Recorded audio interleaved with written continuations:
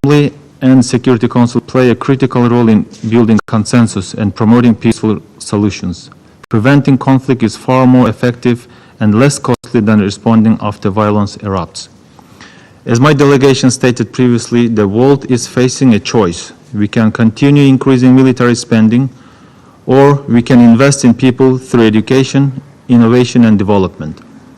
Therefore, we believe that it is time to reconsider our global security priorities and shift our focus on sustainable development and building a safer world. We must strengthen early mediation, support dialogue, and give the UN and regional bodies the tools they need to act quickly and effectively. Distinguished delegates, we call on the international community and especially the Security Council to address the root cause of long-standing conflicts and break the cycle of violence. A comprehensive approach is needed, one that links conflict prevention with inclusive development, capacity building, and economic growth. We also stress the need to reform international financial institutions to assist developing countries better address non-traditional security challenges like climate change, migration, and cyber attacks. The Kyrgyz Republic reaffirms its strong support for all efforts, especially those led by UN General Assembly and the Security Council, to achieve a fair, lasting, and comprehensive peace in today's conflict regions. Madam President, in conclusion, the Kyrgyz Republic remains deeply committed to promoting peace, security, and humanitarian values. We believe that eradicating poverty, promoting inclusive development, and knowledge sharing are essential to preventing conflict and ensuring long-term peace. We urge all partners to act with responsibility, pursue dialogue, and strengthen diplomatic efforts to tackle the root cause of today's conflicts, underdevelopment and inequality. I thank you, Madam President. I thank the representative of Kyrgyzstan for his statement, and I give the floor to the representative of Bahrain. Thank you, Madam President. Allow me to welcome His Excellency Mr. Hugh Hilton Todd, the Minister of Foreign Affairs and International Cooperation of Guyana, presiding over this important meeting, and I congratulate Guyana for presiding over the Security Council this month. Allow me also to thank His Excellency Mr. Antonio Guterres, the Secretary General of the United Nations, and all briefers for their valuable interventions.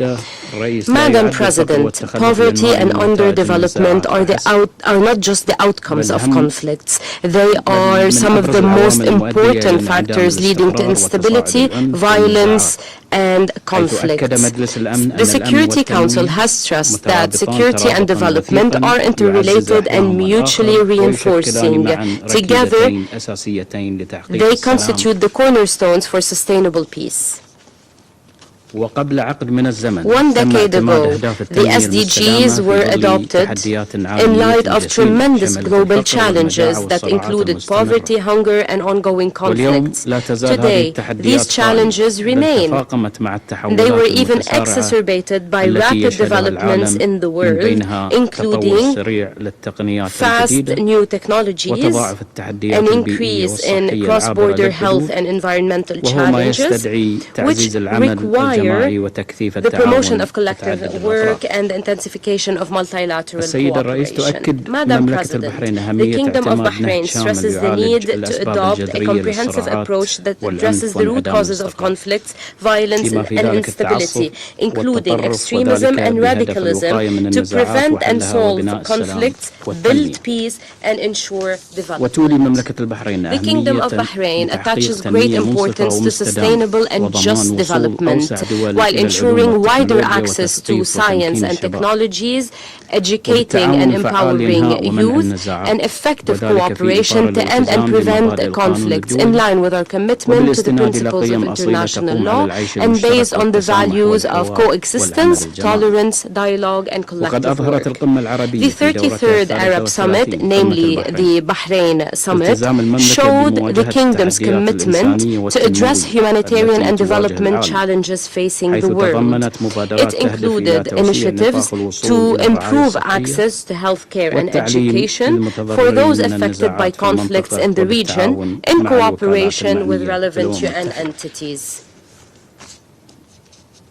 وفي ظل In تطورات light of the الأحداث في current المنطقة developments in the وتداعياتها region على and their الأمن repercussions والاستقرار on الإقليمي، regional تؤكد security مملكة and البحرين stability, موقفها the Kingdom of الثابت Bahrain stresses والداعي its إلى firm حل position, الأزمات calling عبر for الحوار solving والوسائل conflicts through الدبلوماسية dialogue and diplomatic وأهمية means. It اعتماد is الحلول important to السلمية. adopt peaceful وفي هذا solutions. السياق In this تؤكد مملكة vein, البحرين we وقوفها stress التام إلى جانب دولة قطر الشقيقة our full support بعد to الهجوم the الإيراني على brotherly أراضيها، وتعرب مملكة state of البحرين عن Qatar تضامنها following كامل مع Iran's الشقيقة دولة attack, قطر، and we وتدعو لضبط النفس call وتجنب for التصعيد self-restraint وحل جميع الخلافات and بالوسائل السلمية. de-escalation وقد while أعلنت solving مملكة all البحرين عن conflicts through إدانتها peaceful الشديدة means. We strongly للهجوم الذي condemned استهدف the سيادة دولة attack قطر الشقيقة من that قبل الحرس has الثوري الإيراني، targeted the sovereignty of the state of انتهاكاً Qatar. صارخاً This is a لسيادة دولة blatant قطر violation of the الشقيقة ومجالها sovereignty of the الجوي state of والقانون Qatar, its الدولي airspace, وميثاق the الأمم international المتحدة. law and the UN Charter.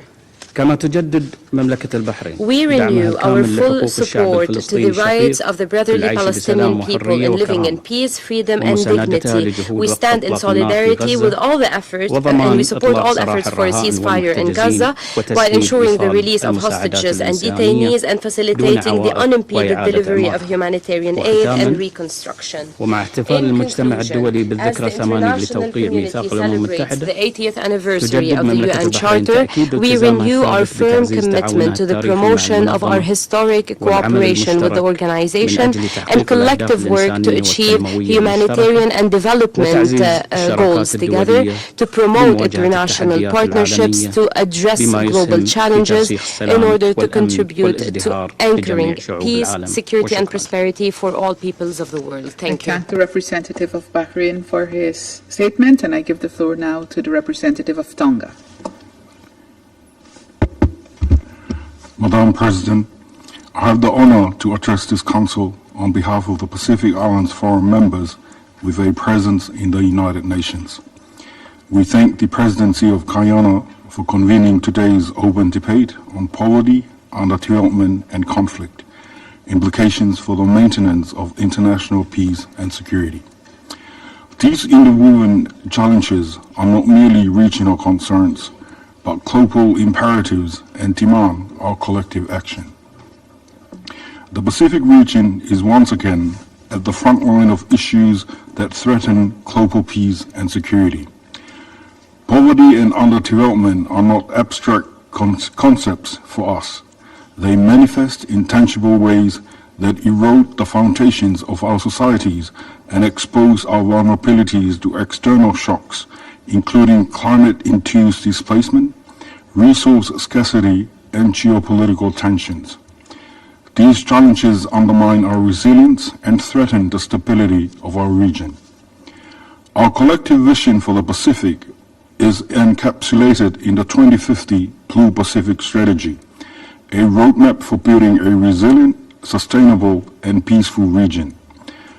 This strategy places poverty reduction, sustainable development, and climate resilience at the core of our efforts, highlighting our development ambitions and in the same breath, alleviating our security concerns. It reflects the Pacific's resolve to safeguard our unique heritage while proactively addressing emerging threats through strategic partnerships and inclusive governance. Madam President, we call on this Council and the global community to align their support with the priorities set forth in the 2050 Blue Pacific Strategy. By investing in initiatives that promote resilience, equity, and sustainability, the international community can help us turn challenges into opportunities for sustainable peace. In relation to this, we urge the Council, when formulating mandates, to consider a more holistic and long-term approach which involves local communities' empowerment when mandating implementation. The Pacific Islands Forum's commitment to peace and security is grounded in the Bikitawa Declaration of 2000, which set the foundation for regional responses to crisis through principles of good governance and collective action. This commitment was further reinforced by the Boyd Declaration on Regional Security, adopted in 2018, which expanded the region's approach to include human security, environmental and resource security, and transnational crime. For the Pacific, climate change is an existential threat that transcends environmental discussions and firmly situates itself as a matter of international peace and security. Rising sea levels displace communities, erode vital infrastructure, and create conditions ripe for instability. Entire nations face the prospect of losing their territories. A scenario would not only devastate the affected populations, but challenge the international system itself. We urge this Council to adopt a bold and holistic approach, treating climate change as a fundamental security challenge.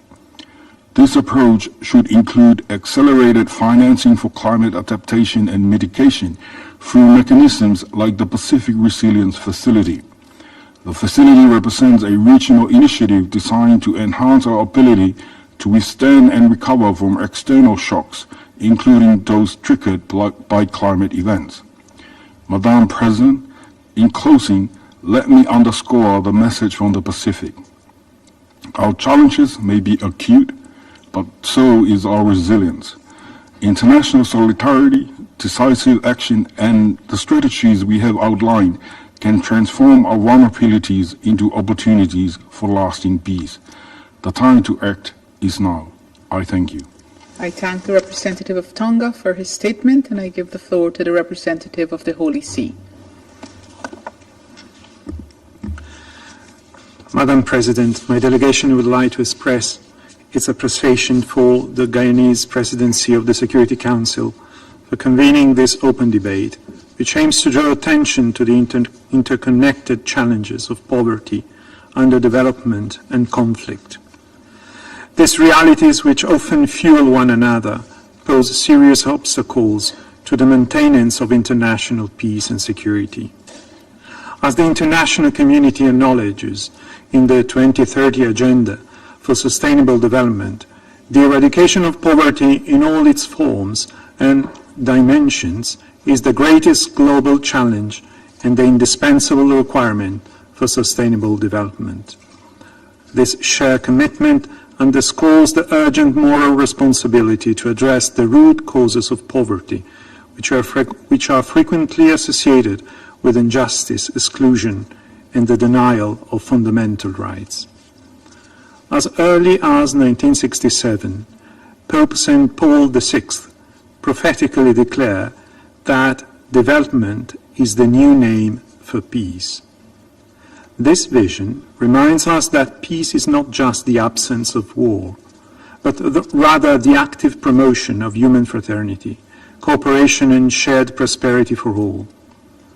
In this spirit, the Holy See maintains that integral human development represents not only a moral imperative for all humankind, but also a concrete path towards a more just, inclusive, and lasting peace. In this regard, the Holy See remains concerned about the ever-growing military expenditure, which diverts significant resources from investments in development sectors, such as healthcare, education, and infrastructure. In this context, the Holy See renews its proposal for the establishment of a global fund, partly financed by redirecting resources currently allocated to armaments. This fund could make a meaningful contribution to eradicating poverty and hunger and to promoting development in the world's most disadvantaged regions. This would advance a more just and sustainable path toward peace and protect and promote human dignity. Madam President, lasting peace requires a commitment to integral human development, upholding the God-given dignity for every person and promoting the conditions necessary for justice, solidarity, and the flourishing of all. In this regard, the Holy See emphasizes the importance of placing integral human development at the center of the ongoing review of the peace-building architecture and of promoting strengthened cooperation among member states in the service of peace. Thank you, Madam President. I thank the representative of the Permanent Mission of the Holy See for his statement, and I give the floor to the representative of the Dominican Republic. Gracias, señora presidenta. Thank you, Madam President. The Dominican Republic welcomes this important open debate, and we'd like to congratulate the Presidency of Guyana for giving priority to the relationship between poverty, underdevelopment, and conflict on the agenda of the Security Council. The link between poverty, underdevelopment, and conflict is not an abstract one. It's a reality that can be seen on a daily basis in very many parts of the world, but it's also a relationship that can be transformed with political decisions, solid institutions, and effective international cooperation. Our national experience has demonstrated this. The Dominican Republic, located in a region historically marked by profound inequalities, has been able over the recent decades to build a functional democracy with a resilient economy and an ever more robust institutional framework. This progress, although it has its challenges, has significantly contributed to peace and stability in our country.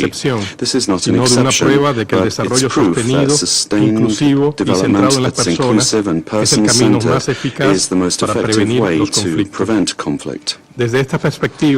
From this perspective, we firmly believe that the Security Council must adopt a more proactive and comprehensive approach. Prevention cannot continue to be the weak link in the international architecture of peace and security. Preventing means looking beyond the visible symptoms of the conflict to address its underlying causes: exclusion, poverty, impunity, institutional collapse, and the lack of prospects for new generations. In this subrayamos que la participación significativa de las mujeres y los jóvenes no es un elemento complementario, sino esencial. Su liderazgo transforma comunidades, fortalece la resiliencia social y contribuye de forma directa a la construcción de la paz. Apostar por su inclusión activa no es solo un deber ético, sino una estrategia de prevención inteligente y sostenible. Las cifras son elocuentes. Según el Fondo Monetario Internacional, cada dólar invertido en prevención puede ahorrar entre 26 y 103 dólares en costos derivados de los conflictos. Este dato debe interpelarnos. Seguir reaccionando ante las crisis en vez de anticiparlas es insostenible financiera, política y éticamente. Como ha dicho el secretario general Antonio Guterres, el desarrollo sostenible no es caridad, es inteligencia estratégica, es la mejor vacuna contra la inestabilidad. Esta convicción debe guiar las decisiones del Consejo, integrando el desarrollo como un componente central de su mandato. Celebramos que este debate impulse una mayor sinergia entre el ECOSOC, la Asamblea General y la Comisión de Consolidación de la Paz. Cuando el sistema actúa de forma fragmentada, los esfuerzos pierden eficacia. Necesitamos un enfoque conjunto, basado en evidencias, centrados en las personas y sostenido en el tiempo. Asimismo, es urgente fortalecer las herramientas del Consejo para el análisis temprano de riesgo y la formulación de mandatos que prioricen el desarrollo, la gobernanza democrática y la equidad como base de la paz sostenible. La conmemoración del 80 aniversario de la Carta de las Naciones Unidas es una oportunidad histórica para reafirmar sus principios fundacionales. La paz, el desarrollo y los desarrollos de los derechos humanos son pilares indivisibles. No alcanzaremos seguridad internacional si ignoramos la pobreza que margina, la desigualdad que excluye y la impunidad que erosiona la confianza ciudadana. República Dominicana reafirma su compromiso con el multilateralismo eficaz, coherente, centrado en las personas. Promovemos una visión de la paz construida con justicia social, dignidad humana y oportunidades reales para todas y todos. For everyone. Gracias, señora Presidenta. Thank you, Madam President. I thank the representative of the Dominican Republic for his statement, and I give the floor to the representative of Liberia. Thank you. Madam President, distinguished members of the Council, Excellencies, Liberia thanks the Presidency of the Cooperative Republic of Guyana for convening this important debate on the maintenance of international peace and security, poverty, underdevelopment, and conflict. For us, this is not an exercise in theory. It is a matter of lived experience. We know all too well that poverty is not merely deprivation. It is a driver of despair, underdevelopment is not only an economic condition, it is political, it is social, and environmental fragility. And conflict, all too often, is the cumulative result of systemic injustice and governance failure. Our own journey from civil war to recovery